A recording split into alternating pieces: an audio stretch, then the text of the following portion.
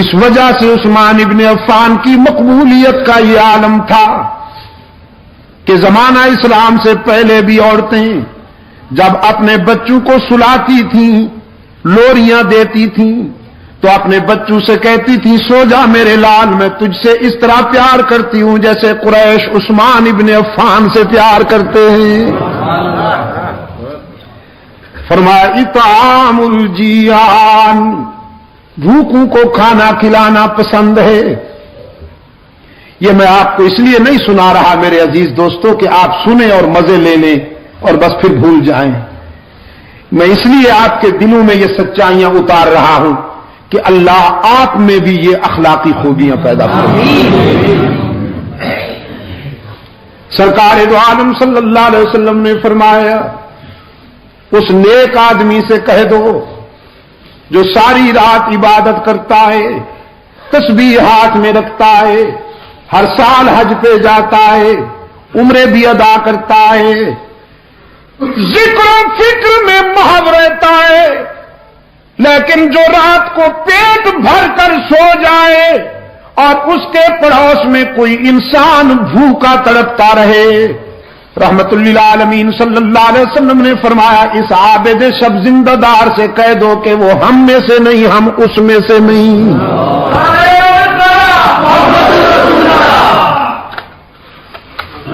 بھوکوں کو کھانا کھلانا پسند ہے، نادار لوگوں کو کپڑے پہنانا پسند ہے، اور ڈوب کر قرآن کی تلاوت کرنا بھی بہت پسند ہے۔ لاج رکھی عثمان نے، لاج رکھی اپنی پسند کی، جب تک جیتے رہے فیاضی کا دریا بھی بہتا رہا، سخاوت کا سمندر بھی موج زن رہا، اور پھر آخری وقت عثمان نے قرآن کا دامن نہیں چھوڑا، قرآن نے عثمان کو تنہا نہیں رہنے دیا۔ شہداء کی صف میں صرف عثمان منفرد مظلوم ہے کہ جس نے قرآن کے دامن میں آخری سانس لیے۔ 40 دنوں کے محاصرے میں جب سبائی ایجنٹ یہودی گنڈے جو کہلاتے تو اپنے آپ کو اسلامی تھے کہ ہم جماعت اسلامی ہیں، کہلاتے تو اپنے آپ کو اسلامی تھے، قرآن بھی ان کے ہاتھ میں تھے، داڑیاں بھی تھیں، لیکن عثمان کو خائن کہتے تھے، عثمان کو اقربا پرور کہتے تھے، عثمان پر الزام تراشیاں کرتے تھے۔ ان سیاسی گنڈوں نے حضرت عثمان کے گھر کا محاصرہ کیا، 40 دن تک عثمان پر آب و دانہ بند رکھا، پھر 40 دنوں کے بعد عثمان مظلوم پر یلغار کی۔ حضرت علی رضی اللہ تعالی عنہ حضرت عثمان کے پاس آتے ہیں، کہتے ہیں عثمان اب آپ کی مظلومیت برداشت نہیں، آپ امیر المومنین ہیں، ہم آپ کی حکم عدولی بھی نہیں کر سکتے، آپ ہمیں اجازت دیجئے کہ ہم ان گنڈوں کو ٹھکانے لگا دیں، یہ مٹھی بھر شرپسند ہیں، تخریب کار ہیں، اجازت دیجئے۔ عثمان سب کچھ سننے کے بعد فرماتے ہیں علی میرا ضمیر گوارا نہیں کرتا کہ میری وجہ سے خون ریزی ہو اور مدینے کی گلیاں انسان کے خون سے سرخ ہو جائیں۔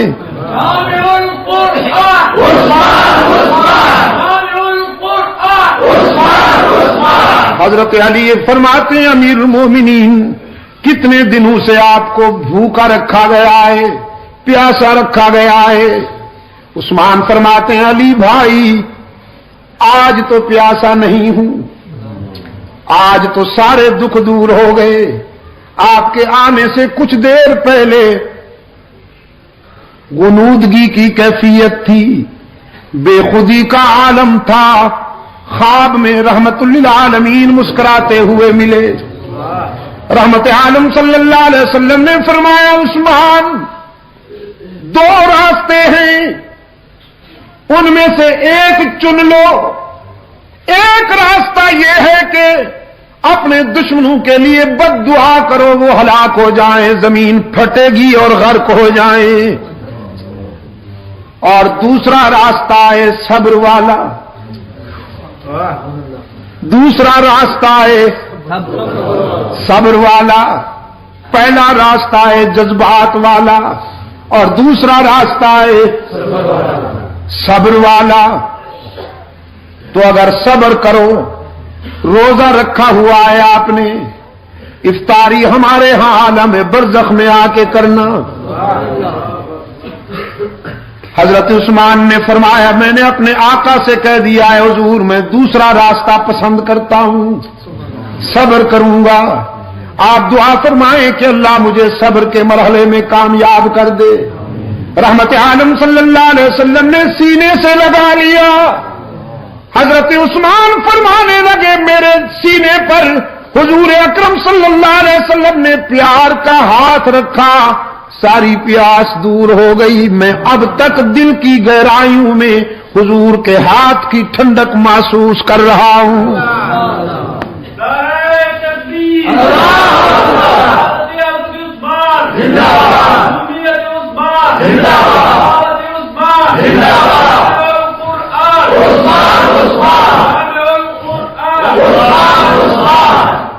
اور فرمانے لگے علی میرے آقا نے فرما دیا ہے کہ آج افطاری حضور کے دسترخوان پہ ہونے والی ہے، نظام کائنات درہم برہم ہو سکتا ہے، میرے آقا کا اشارہ غلط نہیں ہو سکتا۔ صبر کروں گا، آپ بھی صبر کیجئے۔ نماز عصر پڑھی، لباس بدلا، قرآن کو سامنے کھول کر بیٹھ گئے۔ بڑی تختی والا قرآن کریم تھا، چمڑے کے اوراق پہ لکھا ہوا، قرآن کریم کی تلاوت شروع کر دی۔ پہلے پارے کی آخری آیتیں تلاوت ہو رہی تھی کہ قاتل دیوار پھاند کر اندر آ گئے۔ حضرت عثمان کے سینے میں انہوں نے سلاخیں اتاری، داڑھی مبارک کو پکڑ کر نوچا، سینے میں سلاخیں اتاری، گھائل ہو کر حضرت عثمان کے سینے سے خون کا فوارہ نکلا، قرآن نے اپنے ورقوں میں محفوظ کر لیا۔ قرآن کے ورقے خون عثمان سے رنگین ہو گئے، اور پھر جب گھائل ہو کر گرے تو عثمان قرآن ہی کے دامن میں جا گرے۔ عثمان نے قرآن کو اور قرآن نے عثمان کو سینے لگا کر یاری پکی کر لینا۔ حشر کے میدان میں شہداء جب اللہ کی عدالت میں پیش ہوں گے، کسی شہید کی شہادت کی گواہی ریت کے ذرے دیں گے، کسی شہید کی شہادت کی گواہی تلوار کی دھار دے گی، کسی شہید کی شہادت کی گواہی خنجر دے گا، کسی شہید کی شہادت کی گواہی خون گریبان دے گا، تیر و کمان دے گا۔ عثمان وہ مظلوم ہے، اس کی شہادت کی گواہی اللہ کا قرآن دے گا۔ عثمان نے جان دے دی لیکن قرآن کا دامن نہ چھوڑا۔ اطعام الجیان وکسوۃ العریان وتلاوۃ القرآن، تین چیزیں عثمان نے بیان کی۔ فقام علی بن ابی طالب رضی اللہ تعالی عنہ فقال صدقت یا عثمان، حضرت علی کھڑے ہوئے، فرمایا عثمان آپ نے سچ کہا ہے۔ پھر اپنے قائد کی طرف دیکھتے ہوئے عرض کیا وحبب الی من الدنیا ثلاث، اللہ کے محبوب مجھے بھی تین چیزیں بہت پسند ہیں۔ رحمت عالم صلی اللہ علیہ وسلم نے شفقت کی نگاہوں سے اپنے پیارے علی کو دیکھا، فرمایا علی بیان کرو تمہیں کیا پسند ہے؟ عرض کیا الخدمت للضعیف والضرب بالسیف والصوم فی الصحیف، مہمان کی خدمت کرنا بھی بہت پسند ہے، راہ حق میں تلوار چلانا بھی بہت پسند ہے، اور شدید گرمیوں میں روزے رکھنا بھی بہت پسند ہے۔ نعرہ تکبیر، چمن کلی کلی چمن چمن کلی کلی مہمان آ جائے میرے گھر میں تو جی چاہتا ہے جو کچھ گھر میں ہو دسترخوان پہ رکھ دوں، میدان کارزار میں جی چاہتا ہے کہ کفر کی صفیں الٹ کے رکھ دوں، اور شدید گرمی میں اللہ کو راضی کرنے کے لیے روزے رکھ کر اپنے نفس کو مغلوب کرنا بھی میری چوائس ہے اور میرا ذوق ہے۔ علی کے روزے کھجور کا دانہ پانی پی کر سحری کر لی اور پھر نان جمی سے افطاری کر لی۔ ہماری سحریاں اور ہماری افطاریاں، اللہ اکبر، سحری اتنی بھرپور کہ افطاری تک کھانے کو کچھ جی نہ چاہے، پھر افطاری اتنی بھرپور کہ سحری تک کچھ طلب ہی نہ رہے۔ اللہ قبول فرما لے۔ رمضان تو آتا ہے روحانیت کی تعمیر کے لیے کہ ذرا باڈی کلوز ہو جائے، روح میں طاقت آ جائے۔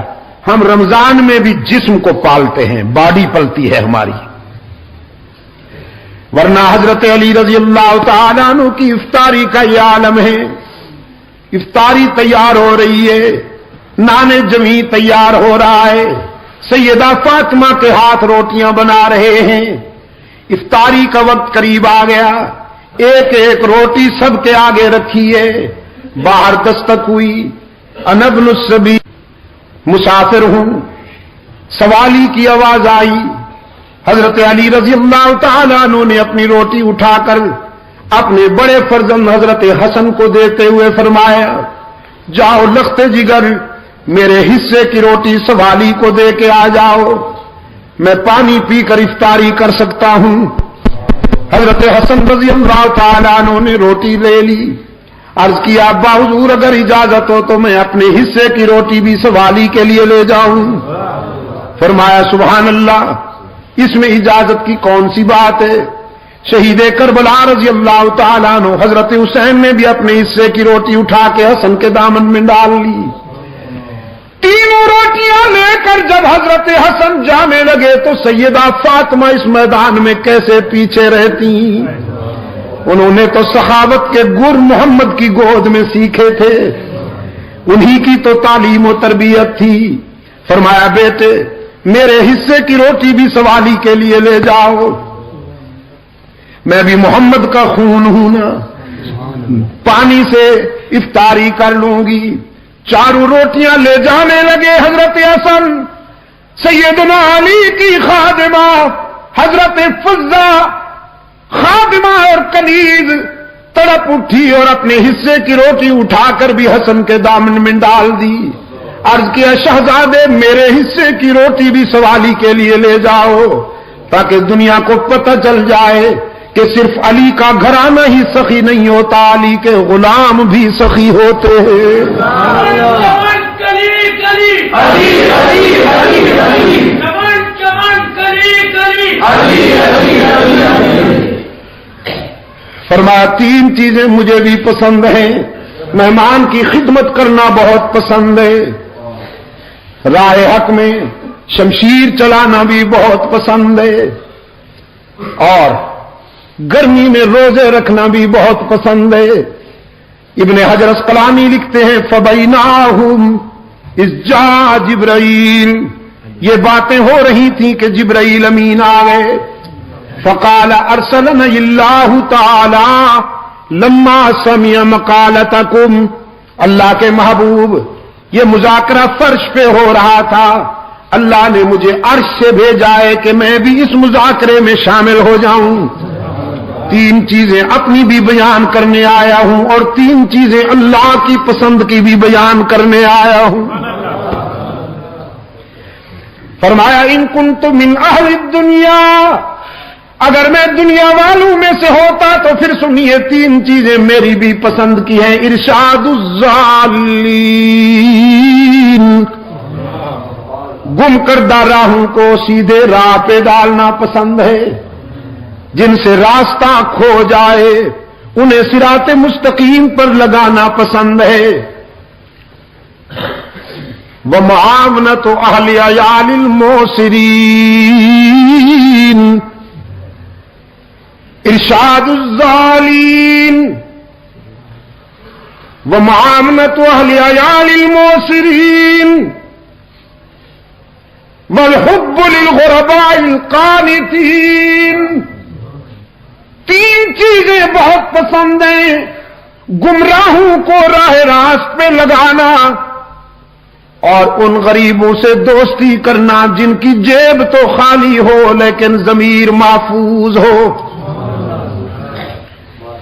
کمال تشنگی میں بھی جگر کا خون پی لیں پر کسی کے سامنے دستے دلت دراز نہ کریں. یہ عسرت اور یسرت عزیز دوستو، غربت اور ثروت دونوں آزمائشیں ہیں. کبھی حق تعالی جیب بھر کے امتحان لیتے ہیں، کبھی خالی کر کے امتحان لیتے ہیں، کبھی سب کچھ دے دیتے ہیں یہ دیکھنے کے لیے کہ یہ اکڑتا ہے، میری دی ہوئی نعمتوں پر شکر کرتا ہے یا اکڑتا ہے. اپنے بندوں کا امتحان لیتے ہیں، جیب بھر دیتے ہیں، اور کبھی جیب خالی کر لیتے ہیں یہ دیکھنے کے لیے کہ مجھ سے مانگتا ہے یا لوگوں کے دروازوں پہ گداگر بن کے جاتا ہے. کامیاب ہونے والے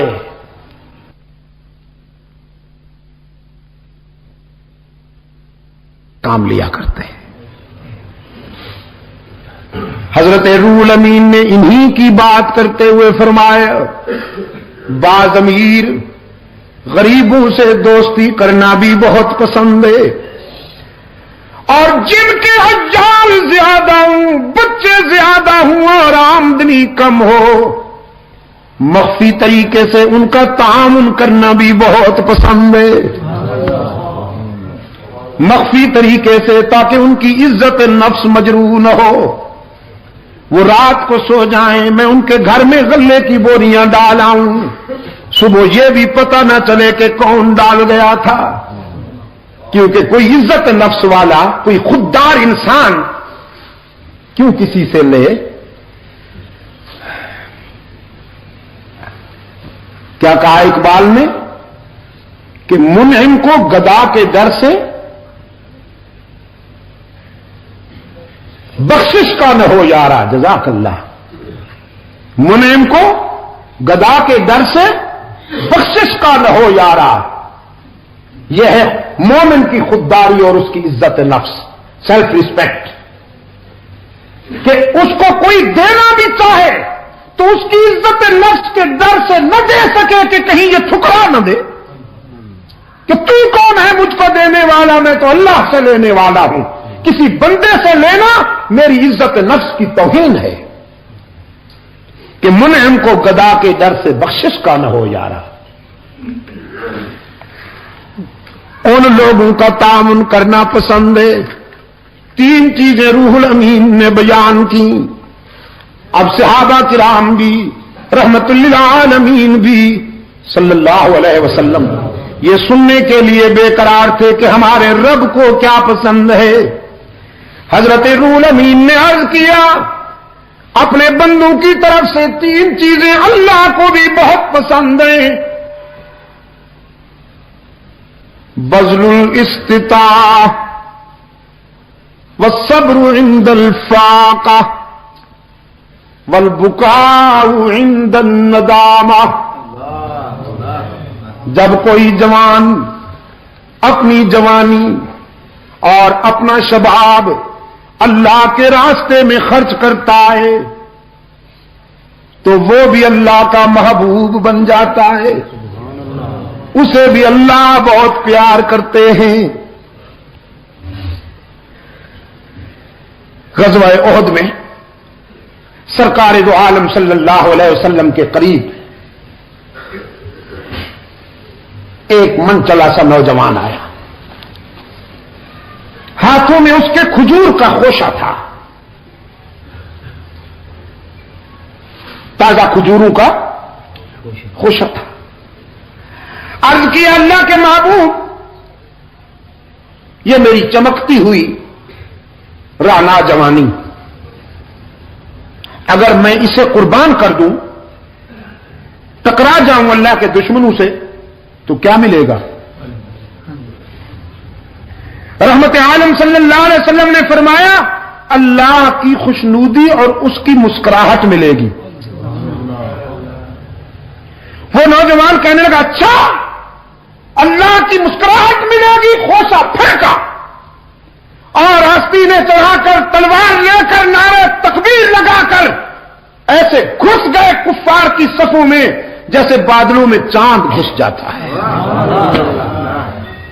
سرکار دو عالم صلی اللہ علیہ وسلم نے وہ منظر بڑی شفقت کے ساتھ دیکھا، بڑی گہری توجہ کے ساتھ دیکھا کہ کفار کے پاؤں اکھڑ گئے، وہ جدھر جاتا تھا لاشوں کے انبار لگاتا جاتا تھا، اور پھر زخم کھاتا ہوا آگے بڑھتا چلا گیا۔ کسی نے پوچھا نوجوان کہاں جاتے ہو؟ وہ نوجوان پلٹ کے دیکھتا ہے، چہرے پہ مسکراہٹ ہے، خون بھی ہے اور چہرے پہ مسکراہٹ ہے۔ کہنے لگا کیوں روکتے ہو؟ احد کے دامن میں جنت کی خوشبو آ رہی ہے، وہیں جانا چاہتا ہوں۔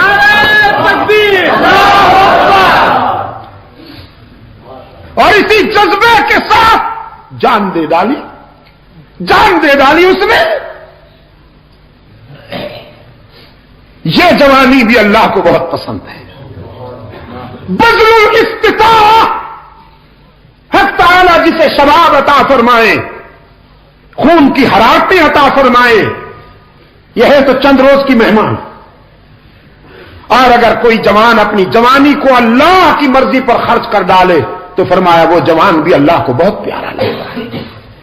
اللہ کسی کو دولت عطا فرمائے، رہنا اس نے بھی نہیں، لیکن اگر اس دولت کو کوئی اللہ کی مرضی پہ خرچ کر دے تو اللہ اس سے بھی بہت پیار کرتے ہیں۔ بذل الاستطاعہ، اپنی صلاحیت اور اپنی استعداد کو اللہ کے راستے میں خرچ کرنے والے بھی اللہ کو بہت پسند ہیں۔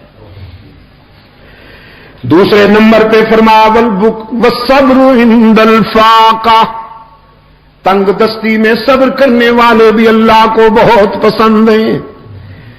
رب العالمین جن لوگوں کو تنگ دستی اور عسرت کے انداز میں آزمائے، اس آزمائش میں وہ ثابت قدم رہیں، اللہ کے سوا کسی کے آگے دامن نہ پھیلائیں، صبر سے کام لیں، تو فرمایا یہ صبر کرنے والے غریب بھی اللہ کو بہت پسند ہیں۔